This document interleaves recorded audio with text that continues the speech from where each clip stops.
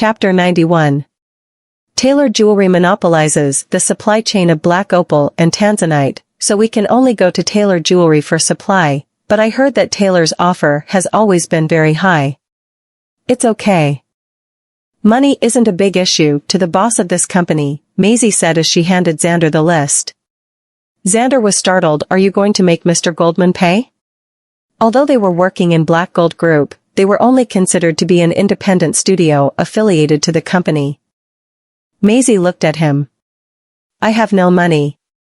Xander forwarded the list to Quincy, and the latter took a glance at it. For the 2 raw stone materials, we'll need Mr. Goldman. Halfway through the conversation, his eyes were fixed on Taylor Jewelry's rough gemstone supplier. And he was dumbfounded. The price offered by Taylor Jewelry's supplier is twice as expensive as what other companies would offer, but they're not bluffing about the high price. Black opal is a type of opal stone, but black opal is the best among all opals. The price of black opals in the market is more expensive than white opals and fire opals. Not to mention tanzanite. Tanzanite is different from sapphire, and tanzanite is more valuable than sapphire. Beaumont was the largest supplier for tanzanite. And 80% of the tanzanite produced every year was sold to Ampleforth, costing as high as $300 million. It was the only supplier that sold tanzanite to Zlokova, and Taylor Jewelry was the only party that could purchase the rough stones from them. The price of these 2 types of rough stones alone was not an amount that was affordable by any ordinary company. He chuckled, looked up, and put the list away. Ms. Vanderbilt does try her best to look out for Mr. Goldman. She's rather good at spending money, huh? Xander smiled. Our boss has no money. Quincy was rendered speechless. Quincy took the list and walked to the swimming pool located on the outdoor balcony next to the administrative office. Nolan emerged from the pool all of a sudden. He then reached out at will to fiddle with his hair. And water droplets splashed all over the place in an instant. Quincy walked to the side of the pool. Mr. Goldman, your wife, Ms. Vanderbilt, is going to make you lose a fortune. And it's going to be quite a fortune. Nolan came ashore. His long eyelashes were now wet, which made them appear to be darker and thicker, and the coldness of his expression seemed to have been softened because of the reflection of the water. He put on the bathrobe as a smirk appeared on his lips. How much does she want? Quincy curled his lips. She wants to purchase only 2 kinds of rough gemstones from Taylor Jewelry's supplier. It's going to cost $12 million in total. Nolan took the list in Quincy's hand and took a glimpse at it. What else did she say? Quincy smiled slightly. Your young wife said she has no money. Maisie was immersed in the drawing of her artworks, but suddenly felt that her sight dimmed. A heavy sense of oppression made her stop what she was doing and raise her head. Nolan sat on the edge of the desk and placed the list that he had signed on the desk. If you're short of money in the future, you can just come and tell me directly. His voice sounded deep and melodious. It's nothing. I'll definitely earn it back in the future. Move in tonight, Nolan said nonchalantly and got up. Tonight? Maisie was flustered. Nolan turned around to look at her and squinted his eyes. Otherwise? Maisie paused and remembered something abruptly. Today is already the 3rd day. Nolan stared at her for a moment, retracted his gaze, and said indifferently. Move in. I'll give you some time to adapt and won't force you to do anything. He then left the office. Maisie frowned and was thinking about something while Layla called her. She lowered her eyes and pressed the accept button. Unexpectedly, the voice that came from the other end of the call did not belong to Layla. It belonged to Madame Vanderbilt, Heidi Heath. It was already in the late afternoon when Maisie arrived at the Vanderbilt manor. She originally poured scorn on the idea of coming back for a meal. But she still chose to do so because of Madame Vanderbilt. Chapter 92. Maisie entered the manor and heard a joyous ambient noise coming from the living room.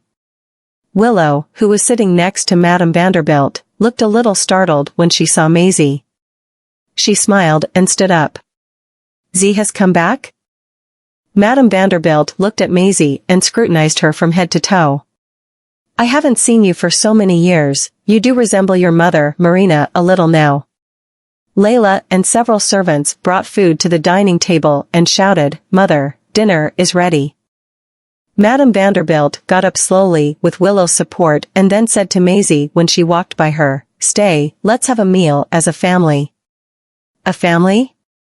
Maisie's eyelashes twitched, and the corners of her lips were raised coldly. Apart from the mother and daughter pair. She did not see her father at the dinner table. Maisie looked at the empty chair after she sat down. Why is Dad not here? He's not hungry, let's eat first. Madame Vanderbilt took the initiative to fetch Willow some side dishes. Willie, you're too skinny. Women have to be somewhat plump in order to stay healthy. Willow looked down and smiled. Thank you, Grandma. Maisie squinted.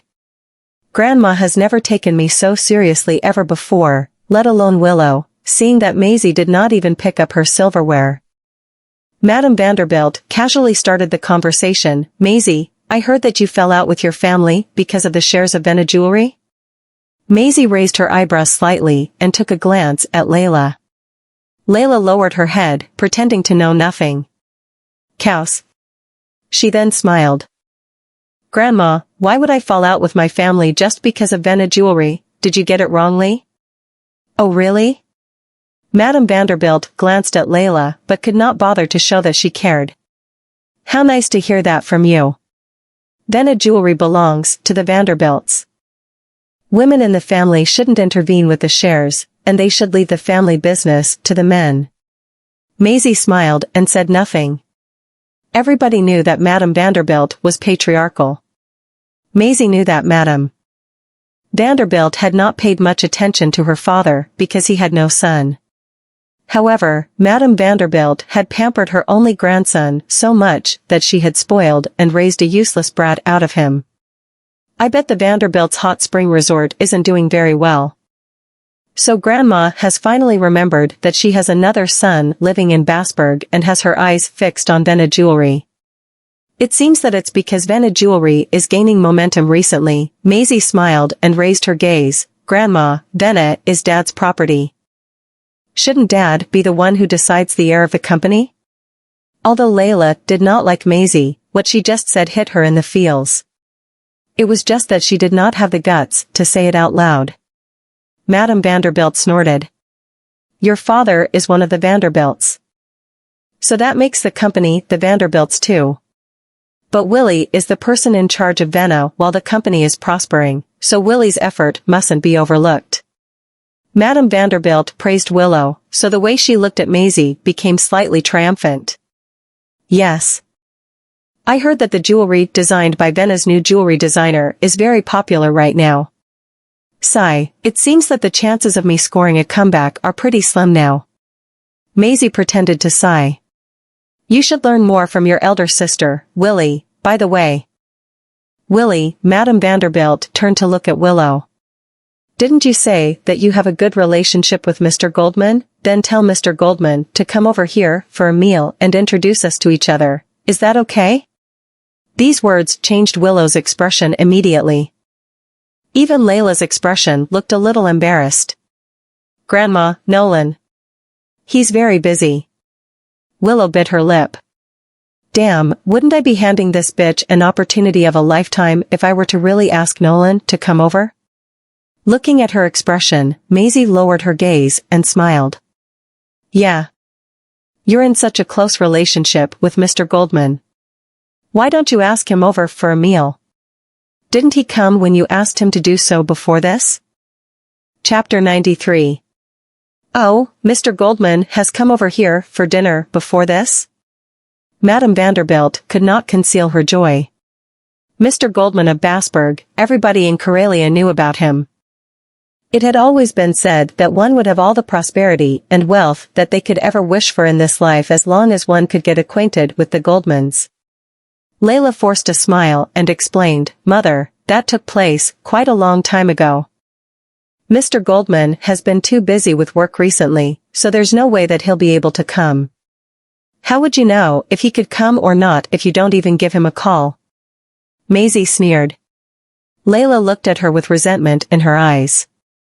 Z, stop making trouble. I mustn't let this bitch rock the boat.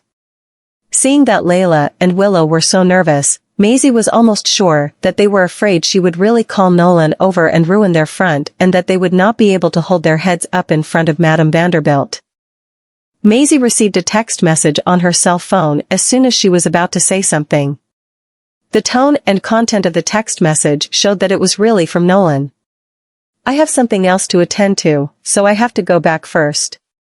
Maisie stood up slowly. Madame Vanderbilt saw that she was leaving the dining table amidst the dinner and was not very pleased about the outcome. It hasn't been long since you've arrived, you haven't even eaten, and you're leaving already? I don't have a choice, after all, someone is waiting for me outside. And things would go really sour if I were to let him in. She gazed at Layla and Willow intently. When Layla and Willow heard the word him that came out of her mouth, their expression became extremely anxious. Who else can it be besides that man?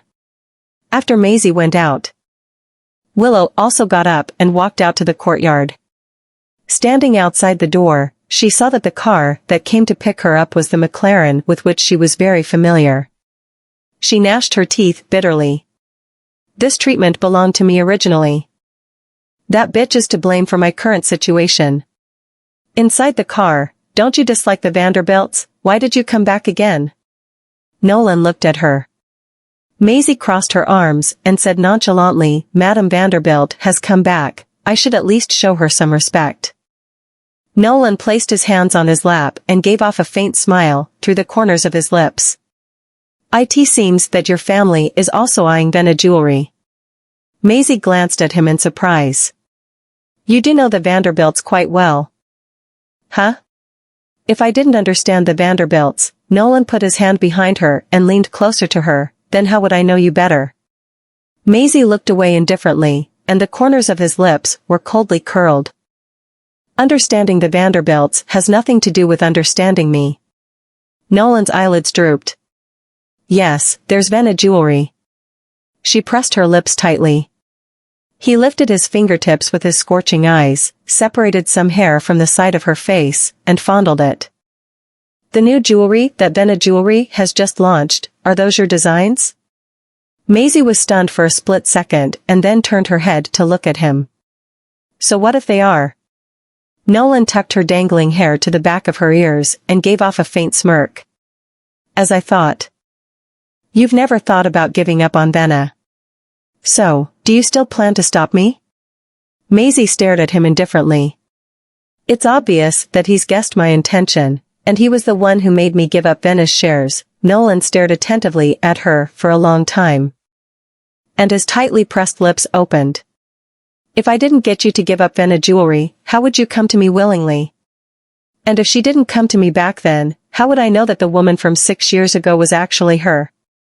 Maisie gasped. This turned out to be his goal from the beginning. What a cunning bag. Looking at her angry and twitching eyebrows, Nolan chuckled. Did you just curse me deep down? Maisie did not respond. The car drove slowly toward the Goldman mansion. When they arrived at the Goldman mansion, Maisie followed Nolan into the European building that looked like a castle and saw the butler walking toward them with the 3 Rugrats. Chapter 94. Mommy. Daisy pounced in front of her and raised her head, her eyes curled due to the smile. Mommy, we'll stay with Daddy in the future, right? Maisie glanced at the man beside her and did not say anything. I'm not doing so voluntarily. Nolan leaned over and picked up Daisy.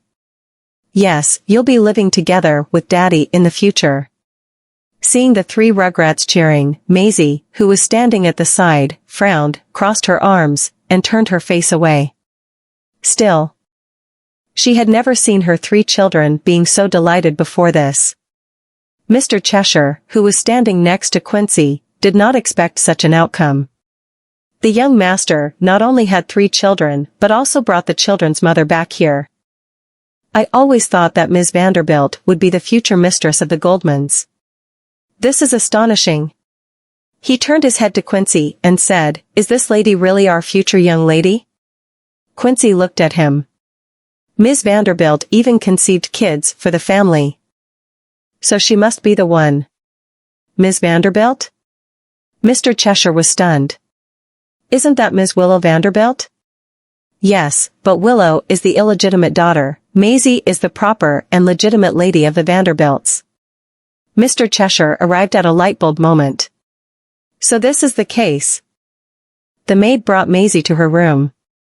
She walked in, looked around, and felt that something was wrong with the room. Mr. Goldman. The maids nodded when they saw the man who walked in and exited the room. Maisie turned around and wanted to get them to come back. Hey, wait dash. What's there to wait for? Nolan stood in front of her and looked down at her. Isn't my room yours too? I don't want to live with you. Maisie was about to push him away. However, Nolan stretched out his arms, wrapped them around her waist, turned her around to face him, and pushed her against the wall in a few steps. His eyes looked indifferent. I said I won't force you, but I didn't say we won't be sharing the same bed. Maisie frowned. How is this different from coercion? It is different.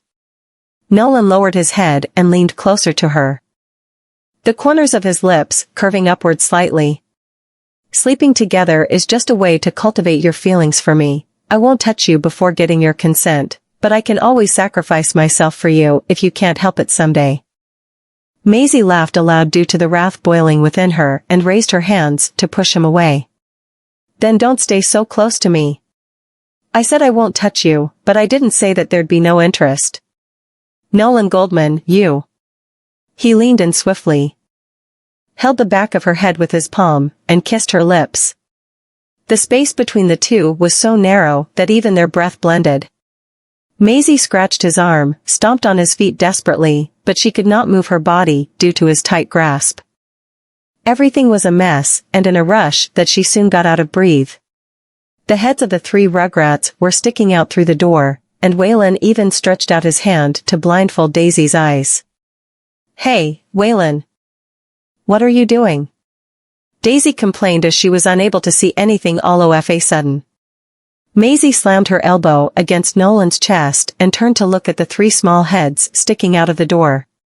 Colton giggled. Daddy, Mommy, are you going to have another baby? Daisy flung Waylon's hand away. Really? Is that true? Waylon interrupted, one won't get pregnant through kissing. Maisie pushed Nolan away, wiped her lips, turned around, and ran out of the room. Nolan brushed the corners of his lips with his fingertips as they could not help but rise. She tastes better than I imagined. That night, for the sake of her own safety, Maisie wore 2 layers of clothes just to wrap herself up while sleeping. She even slept at the edge of the bed. Nolan walked into the room and looked helplessly at the woman who had wrapped herself tightly and curled up in the corner of the bed, soundly asleep. Chapter 95. Sensing the mattress behind her sinking, Maisie opened her eyes vigilantly. But there was no other movement after the man behind her laid down, so she turned her head around after a while. The man had fallen asleep with his back facing her. There was enough space for another person to lie down in the middle of the king-sized bed. Maisie only loosened her vigilance a little, but she still did not dare to slack off. No one knew how long the stalemate went on. But she was really too sleepy and dozed off without knowing it in the middle of the night. Nolan was awakened by a slap. He frowned slightly, turned around, and looked at the woman who was sleeping in a starfish position beside him. She had even pushed the quilt away from herself and was only half covered. He rubbed his forehead. This woman actually has such a wild sleeping position? Nolan suddenly thought of something when he was moving her hand away and then stared at her quietly. As soon as the first ray of the sun shone into the room, the timed curtains slowly opened automatically, and the room became bright instantly. The eyelashes of Maisie's closed eyes trembled, and she languidly stretched out her arms to hug the quilt beside her. She then rubbed her head in it. Why doesn't it feel right? Maisie opened her eyes immediately, and her limbs stiffened the moment she got a clear look at the man who was lying beside her. Nolan was quietly asleep in a stargazer position. Lying on his back like a log with his fingers intertwined and placed flatly on his stomach. On the other hand, she was clinging on to him like an octopus. Maisie took a deep breath, carefully moved her arms and legs away from him, quickly pulled the quilt off her body, and escaped. Nolan slowly opened his eyes and turned his head to look at the woman who was rushing out of the room, and a curve appeared at the corners of his lips. At Black Gold Group, Maisie and Kennedy were walking out of the elevator. And it was apparent from her gaze that she was obviously trying to avoid having eye contact with Nolan the moment they ran into him. She only calmed down a little after thinking that he probably did not know about what had happened in the morning. "Are you heading out?" Nolan looked at her and raised his eyebrows slightly. Maisie smiled. "Yes, we're heading to Taylor Jewelry. After all, we can't make you spend so much money in vain." When Maisie passed by Nolan, the corners of his lips slightly twitched as he said faintly, "You didn't take advantage of me for nothing." Maisie trembled from head to toe, turned to look at the man who was entering the elevator, and bit her lip. "Z?" Kennedy was staring at her at the moment. Maisie returned to her senses, bowed her head, and left quickly. "Let's go." Maisie leaned against the car window, supporting her head with one hand. It could be seen on her face that she was currently irritated. "That bag actually knows. I really want to chop off my arms and legs. How did I cling myself to him?" Kennedy glanced at her and smiled. "Have you gotten together with Mr. Goldman?" "No," Maisie frowned. "The children do have a relationship with him, but I have nothing to do with him. Even if I'm staying in the Goldman mansion, I don't plan to get involved with him at all, Z. Although I don't know what happened between you and Mr. Goldman, your kids do need a complete family." Maisie looked out the window. "I know, but I can't guarantee. I can't guarantee that Nolan can really give the kids a sense of security. I can understand that the children need a father now that they're still young, but what if Nolan were to bring 1 or 2 illegitimate children home just like my father did? I don't want my children to live through the same childhood that I had." Kennedy knew what she was worried about and said with a smile, "Z, I understand the way you look at this. You're afraid that you'll share the same fate as your mother." Maisie did not utter a single word. Kennedy's eyes drooped. "Actually, you don't have to think that all men in the world are scumbags just because of your father. What's more, time will reveal everything. Since you'll be giving yourself an opportunity too, so why not give him a chance?" Chapter 96. The car stopped in front of Taylor Jewelry. Kennedy and Maisie got out together and walked toward the main entrance. Taylor Jewelry was the biggest jewelry company in Zlokova, with its subsidiaries being in the top 10 in the country. Anyone who would want to be at the top of the industry would have to be in a partnership with them. A lot of the materials used by Taylor were monopolized. The rough diamonds and opals used could not be found anywhere else. But not everyone could become the best supplier for rough stones because of the requirements on price and quality. Kennedy went to the front desk to inform the staff of their arrival. When their identity was confirmed, they were brought into the VIP lounge. There were 2 people in the VIP lounge who seemed to be from other companies. "Please take a seat, we'll get to you shortly." Kennedy and Maisie walked to the couch on the other side and took their seats when the staff left. The woman sitting across the room was applying lipstick while looking at a mirror.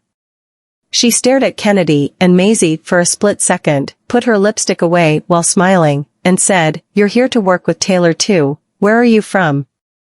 Kennedy politely nodded and smiled. "We're from Soul Jewelry Studio." "Soul Jewelry Studio?" The woman looked at the man next to her, rolled her eyes, and laughed. "I've never heard of such a company." Maisie picked up the cup to drink some water, her lashes fluttering. The woman got up and walked toward them. "Taylor is the biggest jewelry company in Zlokova. How would you even dream of working with them when no one knows about you?" La Perla Group has never heard of this soul jewelry studio that you mentioned. Did you lie your way into this? La Perla? Maisie frowned.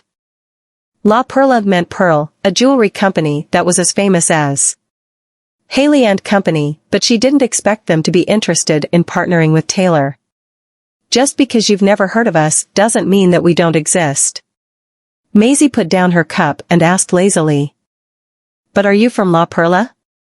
The woman crossed her arms. Have you not heard of me before? My name is Pearl Santiago. La Perla belongs to my family. Kennedy frowned. You are Antonio Santiago's daughter? Pearl looked toward him. You know my father? No, even if you did know him, he wouldn't want to admit to it anymore. Pearl stared at them. I guessed as much. My father is a famous man in the industry. How would someone like you know him? After a while, a neatly dressed woman came in and checked the documents in her hands. Ms. Santiago, please come with me. Seeing that she had been given a slot, Pearl smiled at them. I'm sorry, La Perla definitely has a bigger chance of working with Taylor. Pearl arrogantly left the VIP room. Maisie turned to look at Kennedy and said, Uncle Kennedy. Why do I have a feeling that this lady isn't her father's favorite? Maisie wasn't part of the jewelry business in Zlokova, but she knew a thing or two. The chairman of La Perla, Antonio Santiago, was indeed famous in the business, but he was famous for being humble, charming, and being able to have a great relationship with pretty much everyone in the circle. Chapter 97. In comparison, Mr. Santiago was a lot friendlier than his daughter. Kennedy smiled helplessly. I guess La Perla had the same intentions as us when they sent Ms. Santiago over to negotiate for a partnership. They're trying to get Taylor's source? Maisie raised her brows. Kennedy sounded worried. I wonder what condition La Perla will bring to the table. I'm afraid that $12 million won't be enough. Just access to the source of tanzanite would already cost around $12 million. Since Taylor was the only company that had the right to work with Beaumont, monopolizing the import channels alone would have cost Taylor an obscene amount of money. They waited there for almost an hour before the staff appeared again. I'm sorry. Madame Nera said that since your studio is newly established and not listed yet, she doesn't know how good you are. Thus, she wishes that you will come back when you've become more established. Kennedy got up. Did Madame Nera really say that? The staff looked troubled. Mr. Fannin, that was what she said. I'm just the messenger. Maisie calmly sat in her spot, not turning around. What conditions did Madame Nera give? The staff paused and said, It's not about the conditions. Your studio isn't stable yet. Our chairman was just thinking about the possibility of a long-term partnership. Maisie looked down, slowly got up, and walked toward the staff. All right then. I hope that Madame Nera will keep her word and won't let us wait for too long. She smiled and left the VIP lounge with Kennedy but bumped into Pearl. She laughed upon seeing them getting rejected and said, I told you, you're lucky that Taylor even let a small unknown company like yours get an appointment, let alone get a partnership. Maisie looked at her. Which channel did La Perla get?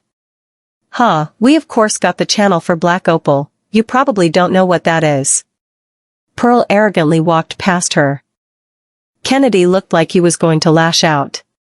I thought they've gotten the source for tanzanite, Maisie said after they left. Kennedy stared at his feet, seemingly blaming himself. It was probably because our company is new. I wouldn't be surprised if Madame Nera would take future profits into consideration. Uncle Kennedy, could you have a little more pride? Maisie looked at him and smiled. Kennedy was stunned. What's on your mind? She laughed. We can't leave if Madame Nera won't see us. Madame Nera picked up the coffee and took a sip.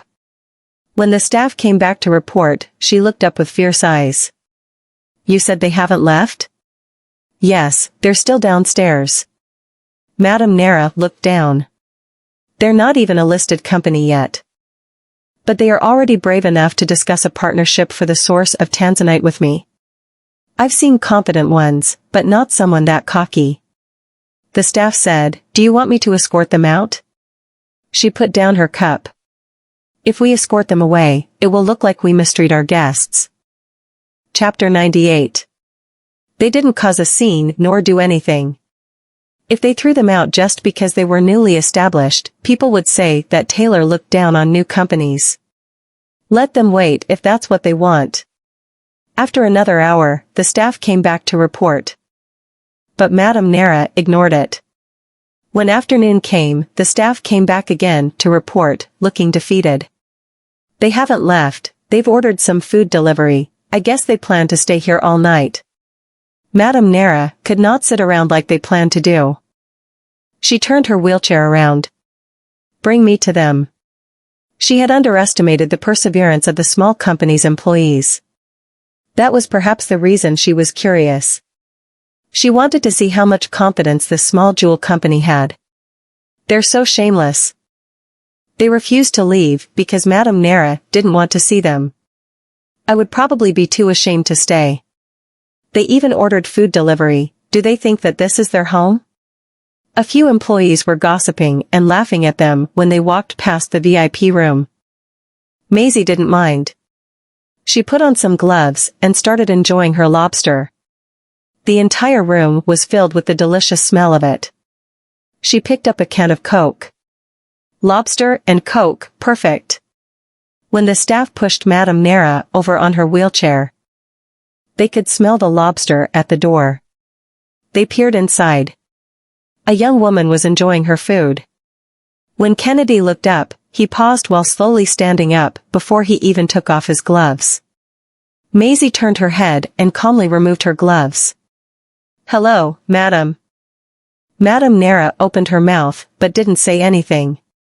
She looked at Kennedy. "Sol is your new jewelry company?" Kennedy smiled. "No. It's mine," Maisie replied. Madame Nera looked at her, a little surprised. "Yours?" Maisie nodded. Madame Nera looked at Kennedy with suspicion. "You're working for a young girl in a jewelry company?" "Madam, I've been in the business for so many years, but I almost never met someone so talented. I'm doing this willingly," Kennedy replied generously. Madame Nera looked at the food on the table and back at them. "You're having fun dining at my office. Did you plan to sleep here if I never came over?" Maisie smiled. "We planned to leave after we finished eating, but you came over. It was all right to have a little pride." "I've made my message clear. What are you trying to do?" Madame Nera looked troubled. "To be honest, we are desperate for this opportunity. I know you're concerned because we're a new company and aren't listed yet, and might not be able to survive in the future. But we really need the source partnership for tanzanite. That's the missing piece to a lot of our designs." Madame Nera was doubtful. "A sapphire would work just fine. Why do you need tanzanites?" Maisie smiled and said, "If we're looking at the international market, sapphires do have a high value, but the color of a tanzanite is unique, while the saturation and shine surpass those of sapphires." Chapter 99.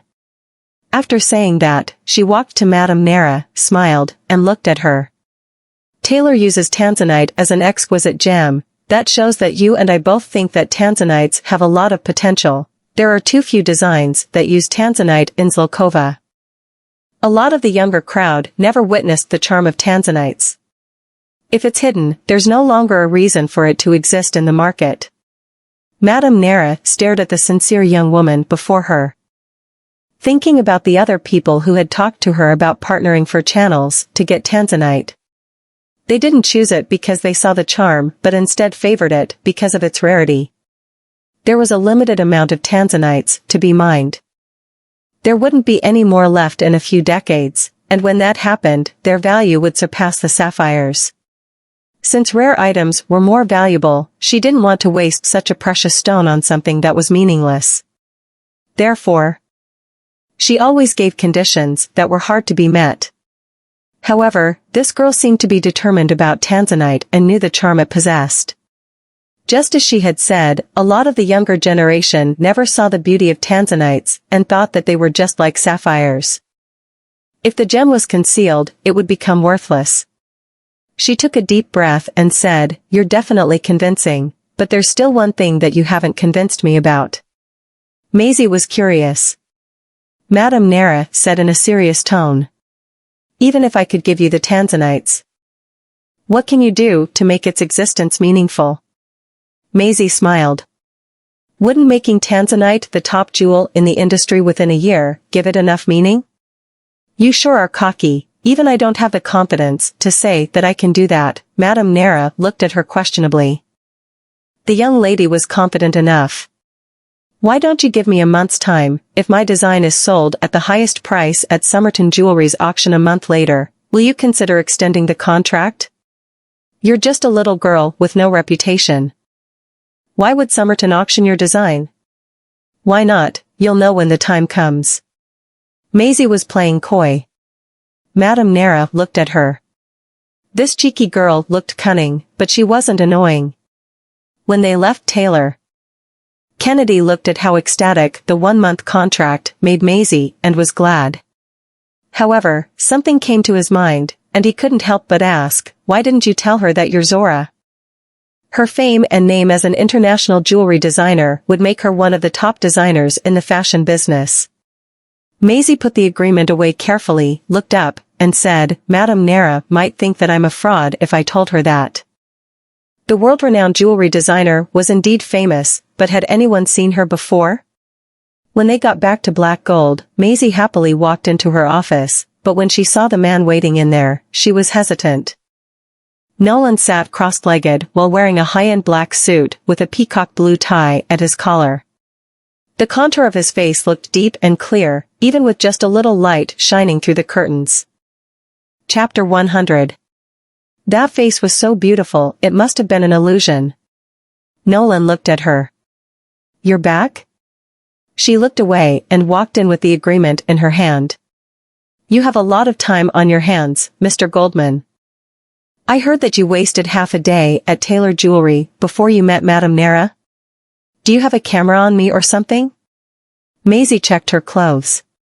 He definitely did. Nolan pursed his thin lips.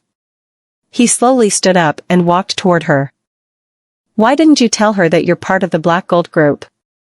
A new company trying to discuss a partnership with Taylor might be looked down on simply because Taylor wouldn't know how good they were, so they wouldn't just agree to it. However, if it was a company under the Black Gold Group, Taylor would at least consider them because there would be financial backing. Nolan might not even bat an eye at the harsh conditions that Taylor gave. Maisie set the agreement on the desk and leaned on the desk. "Why should I say that I'm part of Black Gold?" Nolan pressed one palm on the desk and pulled her into his arms. "Why can't you just show me off?" Was she ashamed to show him, Nolan Goldman, off? Maisie pushed his shoulder back with a finger. "It's not that I don't want to show you off. But you're too much of a distraction." Nolan held her hand. Maisie shuddered and tried to pull it away, but he held on to it tightly. Seeing that Nolan's eyes brushed past her lips, Maisie noticed something and managed to put a hand over his lips when he leaned in. "We're in the office." Nolan squinted, but darkness flashed across his eyes. The sudden heat coming from her hand made her shudder. She pulled her hand back and looked at him in shock. "Pervert. This horrible man. He." "Say that again?" Nolan had fun watching her face turn red. Maisie suddenly picked up the documents on the desk and slapped him with them. "Hooligan, pervert, prick." Seeing her slapping him with the documents, but him not feeling anything, he laughed. All he could see was an angry little cat. "Mr. Goldman." Quincy came in through the door, but was almost hit by the document that Maisie threw.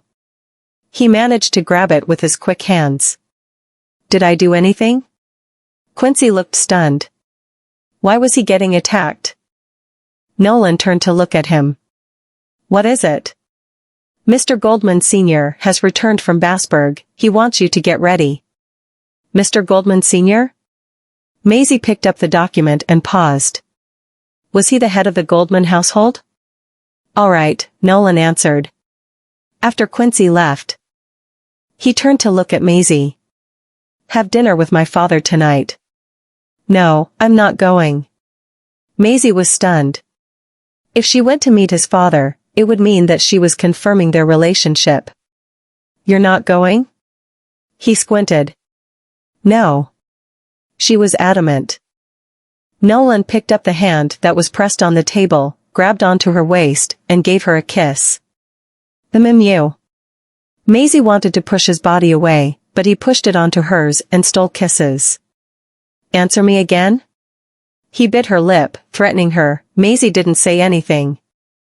That night, at the Grand Imperial's executive restaurant, the extravagant and classy decor was the best in Bassburg.